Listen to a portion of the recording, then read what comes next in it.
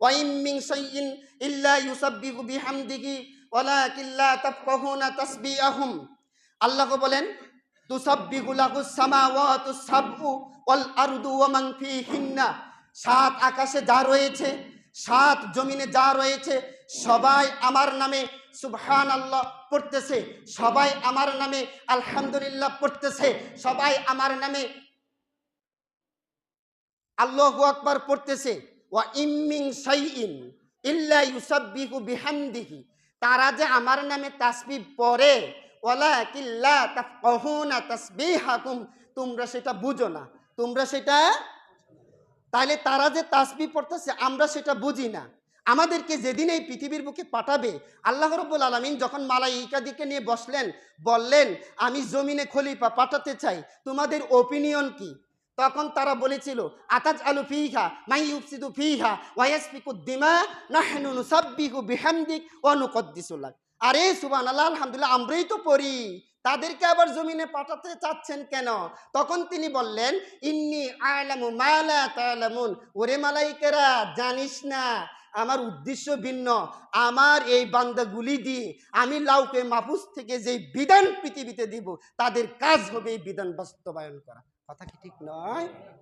প্রিয় উপস্থিতি, বিধান যদি বাস্তবায়ন না করেন তাহলে অবস্থা কি হবে? আল্লাহর রাসূল সাল্লাল্লাহু আলাইহি সাল্লামকে আবু লাহাব, উতবা, সাইবা, মুগিরা একদিন ডেকে বসলো। প্রিয় উপস্থিতি, আলোচনাটা শেষ করতে গিয়ে যদি 10 বেজে যায় আপনাদের আপত্তি থাকবে? আচ্ছা ঠিক আছে। আল্লাহর রাসূল সাল্লাল্লাহু আলাইহি সাল্লামকে নিয়ে আবু জাহেল, উতবা, সাইবা, মুগিরা বসলো। মুহাম্মদ তারা তো সাল্লাল্লাহু একবার বললেই চলবে, মুহাম্মদ তুমি যে অবস্থা শুরু করেছ, আমাদেরকে বাপদাদার আইন থেকে বের করতে চাচ্ছ, বাপদাদার নিয়ম রীতি রসম রেওয়াজ প্রথা ট্রেডিশন ইত্যাদি থেকে বের করতে চাচ্ছ, তোমার উদ্দেশ্যটা কি? তুমি কি এ পথ থেকে সরে দাঁড়াবে না? তুমি কি এই কাজ বন্ধ করবে না? কি চাও? What's your purpose? তোমার উদ্দেশ্য কি? তুমি কি সুন্দরী নারী চাও? তাহলে আমরা বাছাই করে তোমার হাতে তুলে দেব। তুমি কি সম্পদ চাও? সবার কাছ থেকে ট্যাক্স তুলে তোমাকে বিত্তশালী বানিয়ে দেব। তুমি কি নেতৃত্ব চাও? তাহলে আমি তোমার কমান্ড মতো আমরা চলব।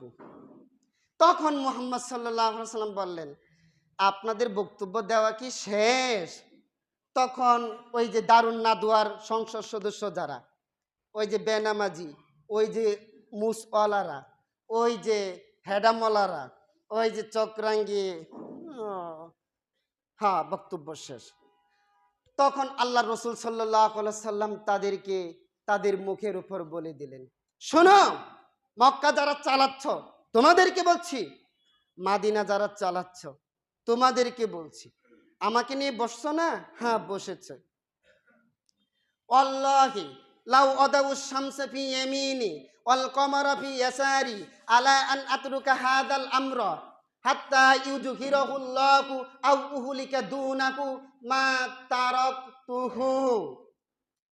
তোমরা তো আমাকে যা দিতে পারবে, অর্থাৎ যে প্রস্তাবনা আমার কাছে সাবমিট করেছ তা, যা দিতে না পারবে, অর্থাৎ আকাশের সূর্যটা যদি আমার ডান হাতে এনে দেওয়া হয় আর আকাশের চন্দ্রটা যদি আমার বাম হাতে এনে দেওয়া হয়, আলা আনা আলা আইয়াতরুকা হাদাল আমরা, চন্দ্র যদি এনে দেও বাম হাতে, সূর্য যদি এনে দাও ডান হাতে, তবু আমি মুহাম্মদ যেই কাজ হাতে নিয়েছি, এই সরস্বতী, ভগবতী, দুর্গা, রামায়ণ, শিব, কালী এই সমস্তের সামনে নত হওয়া, জীবন্ত কন্যাকে দাফন করে দেওয়া, জুর যার মুল্লুক তার এই নীতিতে সমাজ উঠবে আর বসবে, এই সবগুলিকে বেনিশ না করা পর্যন্ত, সবগুলিকে দাফন না করা পর্যন্ত মুহাম্মদ ততক্ষণ পর্যন্ত থামবে না, যতক্ষণ না পর্যন্ত আল্লাহর জমিনে ওহির বিধান বাস্তবায়িত না হচ্ছে, ততদিন পর্যন্ত আমি মুহাম্মদ কাজ করে যাব।